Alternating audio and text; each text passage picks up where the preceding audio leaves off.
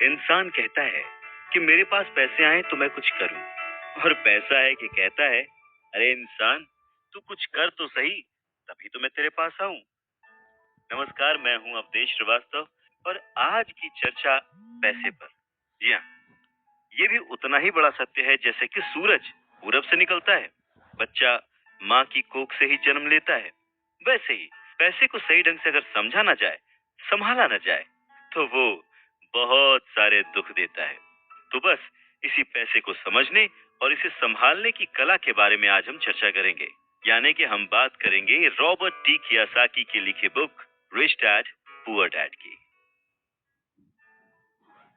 इस किताब के इंट्रोडक्शन में मैं कुछ और बात कहूं, उससे पहले मुझे डॉक्टर एड कोकेन की एक बात याद आती है। लिखते हैं कि रिच डैड पुअर डैड अमीरी का शॉर्टकट नहीं बताती, ये सिखाती है कि आप पैसे की समझ कैसे विकसित करें, किस तरह से अपने पैसे की जिम्मेदारी निभाएं, और उसके बाद किस तरह से अमीर बने। तो चलिए शुरू करते हैं। दोस्तों, जब भी बात जिम्मेदारी की आती है तो नाम याद आता है उस शख्स का जिसने जिंदगी में कितनी भी ठोकरें खाई हो, कितना भी दुखी रहा हो, पर हमारे हिस्से के गम लिए और अपने हिस्से की खुशी हमें दे दी। पिता। जेब खाली हो फिर भी मैंने उन्हें मना करते नहीं देखा। जेब खाली हो फिर भी मैंने उन्हें मना करते नहीं देखा। अरे, मैंने अपने पिता से ज्यादा अमीर इस दुनिया में कोई इंसान नहीं देखा। रॉबर्ट टी कियोसाकी ने उसी पिता को ध्यान में रखते हुए, उन्हें main character of the story बनाते हुए, हमें लाइफ के, आज की जिंदगी के, आज की लाइफ के सबसे इंपॉर्टेंट लेसन को पढ़ाने की कोशिश की है, विच इज पैसा। जी हाँ, हम बचपन से लेकर जवानी तक सिर्फ मार्क्स के पीछे भागते रहते हैं। हमारा जो एजुकेशन का पैटर्न है, पढ़ाई का तरीका है, हम बचपन से सिर्फ यही सुनते आए हैं कि पढ़ो पढ़ो पढ़ो और पढ़ो, और एक लेवल तक पहुंचने के बाद, एक एज तक पहुंचने के बाद डिसाइड करो कि अब क्या करना है। रॉबर्ट टी कियोसाकी इसी बात को बहुत ही खूबसूरती से एड्रेस करते हैं कि हमें पैसे को एक सब्जेक्ट की तरह बचपन से ही क्लासेस में पढ़ाना चाहिए। अगर आज पढ़ाई का मतलब, जिंदगी में सफल होने का मतलब ज्यादा पैसे कमाने से है, तो क्यों ना उस पैसे को सही ढंग से मैनेज करने का गुण हमें बचपन से मिले। स्कूल 6 घंटे के, 8 घंटे के होते हैं, पर बाकी जो वक्त है वो घर पे बीतता है। तो कहीं ना कहीं, स्कूल हो या घर हो, बच्चे को बचपन से ही पैसे की अहमियत, उसकी इम्पोर्टेंस, उसकी मैनेजमेंट के बारे में अगर पढ़ाया जाए, तो इसमें कोई भी गलत बात नहीं है। मुझे लगता है कि ये बात कहीं ना कहीं मिसिंग थी। शायद कई सालों से ये जद्दोजहद है कि इसे शुरू किया जाए, इसे समझाया जाए। बहुत सारी फिल्में बनी हैं इस पर, लेकिन आज भी हम मार्क्स, मार्क्स और मार्क्स के पीछे ही भागते हैं। अगर हमें पैसे को सही ढंग से मैनेज करने की कला आ जाए, अगर हमारी समझ डेवलप हो जाए, तो मुझे लगता है कि जो आजकल के बच्चे हैं वो बड़े जब होंगे तो वो खुश रहेंगे। इंसान को कंप्लीट करने के लिए उसका परिवार, उसके अपने, उसके दोस्त, उसका रहन सहन सब बहुत जरूरी होता है। ये तो नहीं कह सकते कि पैसा ही सब कुछ है, पर हाँ, सब कुछ पाने के लिए पैसा जरूरी है।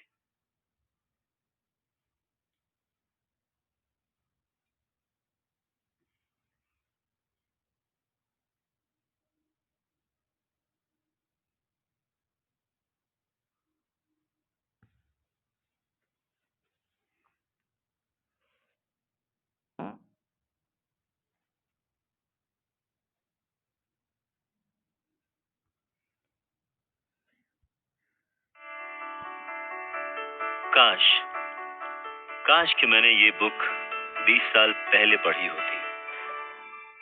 ये लाइन अमेरिका के एक बहुत ही बड़े बिल्डर लैरिसन क्लार्क ने कही थी जब उन्होंने रिच डैड पुअर डैड पढ़ी थी।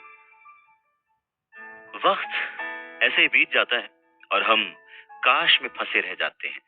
ऐसी बहुत सारी चीजें हमें जब पता लगती हैं जिससे हमारी लाइफ बदल सकती थी, हमें कुछ सीखने को मिल सकता था, हमें तरक्की करने को मिल सकता था, पर वक्त बीत चुका होता है और बस रह जाता है तो ये एक काश, काश कि मैंने ये कर लिया होता। नमस्कार, मैं हूं अवधेश श्रीवास्तव, और आज हम चर्चा कर रहे हैं रॉबर्ट टी कियोसाकी की लिखे book rich dad poor dad पर। इस किताब में कियासाकी ने अपने दो पिताओं का रेफरेंस लिया है। एक जो रिच डैड थे जिनके पास बहुत पैसा था और एक जो पुअर डैड थे। रॉबर्ट कियासाकी अपने दोनों पिताओं को, दोनों डैड्स को बराबर का सम्मान देते थे और उनके जो दोनों पिता थे वो भी उन्हें उतना ही प्यार करते थे।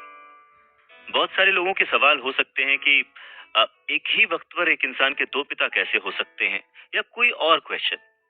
मुझे लगता है कि हम अगर इस बात पे ध्यान दें कि रॉबर्ट कियासाकी हमें समझाना क्या चाहते हैं, तो हमारे लिए फायदे की बात होगी। हो सकता है उन्होंने ऐसा मान लिया हो सकता है उन्होंने अपने मन को पुअर डैड और अपने दिमाग को रिच डैड माना हो, या ये हो सकता है कि एक डैड उनके रहे हों और दूसरे डैड उनके किसी दोस्त के।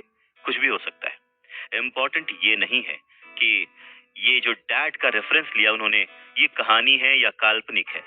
असल बात यह है कि रॉबर्ट कियासाकी हमें समझाना क्या चाहते हैं, हमें बताना क्या चाहते हैं।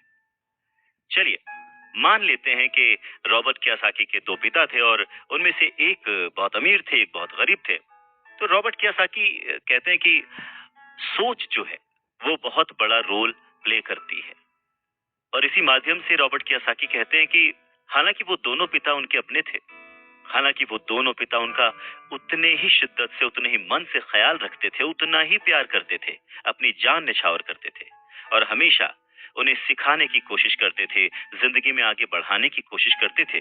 पर ऐसा क्यों था कि उनके एक पिता अमीर थे और एक पिता गरीब? सारा खेल सोच का है, सारा खेल नजरिए का है। नजरिया ही इंसान को तरक्की दिला सकता है और नजरिया ही इंसान के जीवन की नाव डुबा सकता है। तो ये हमारे ऊपर है कि हम किस रंग के चश्मे को पहनकर कैसा मौसम देखते हैं। किसी शायर ने क्या खूब कहा है कि जैसा दर्द हो वैसा मंजर होता है, अरे मौसम तो इंसान के अंदर होता है। और उसी अंदर के मौसम को हमेशा बनाए रखने, अपने आप को पॉजिटिव रखते हुए, अपना नजरिया सकारात्मक रखते हुए अगर हम आगे सोचें तो कुछ अच्छा तो जरूर होगा। बातें और भी हैं, सुनते रहिए। लगभग हर भारतीय घर में गहनों के रूप में थोड़ा बहुत सोना तो खरीदा ही जाता है। और इसी वजह से सोने का इन्वेस्टमेंट एक बहुत ही ट्रेडिशनल और पुराना तरीका है जिसमें लोग पैसे लगाया करते थे। इनकी वैल्यू इतनी ज्यादा है कि दुनिया भर में किस देश के पास कितना सोना है ये उनकी इकोनॉमी पर बहुत ज्यादा असर डालता है।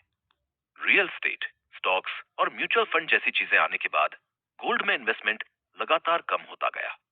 लेकिन स्टॉक मार्केट से जुड़े इन्वेस्टमेंट में हमेशा कुछ ना कुछ रिस्क बना रहता है, जिसकी वजह से सब लोग इसकी तरफ जाने के बारे में नहीं सोचते। ऐसे लोग अपना पैसा इन्वेस्ट करने के लिए गोल्ड की तरफ रुख कर सकते हैं। लेकिन इन्वेस्टमेंट एक ऐसी चीज है जिसमें आपका पैसा सीधी तरह इन्वॉल्व रहता है। इसलिए इन्वेस्टमेंट चाहे कैसा भी हो, लेकिन उसके बारे में सारी जानकारी होना बहुत जरूरी है। यही वजह है कि हमें गोल्ड के बारे में भी ये पता होना चाहिए कि वाह गुरु वाह वाह, गुरु वाह वाह, गुरु वाह वाह। इसमें इन्वेस्टमेंट करना कितना फायदेमंद है और क्या इसके कोई नुकसान भी है? तो गोल्ड में इन्वेस्ट करने का सबसे पहला फायदा तो यही है कि इसमें आपके पैसे डूबने का खतरा बिल्कुल कम होता है, क्योंकि सोने के प्राइस कभी भी बहुत ज्यादा घटते नहीं है, बल्कि समय के साथ बढ़ते ही रहते हैं। सोने का इन्वेस्टमेंट भले आपको किसी कंडीशन में ज्यादा प्रॉफिट ना दे, लेकिन कम से कम आपका नुकसान नहीं होने देगा। इसलिए अगर आप इस चीज की चिंता करते हैं कि कहीं आपका पैसा डूब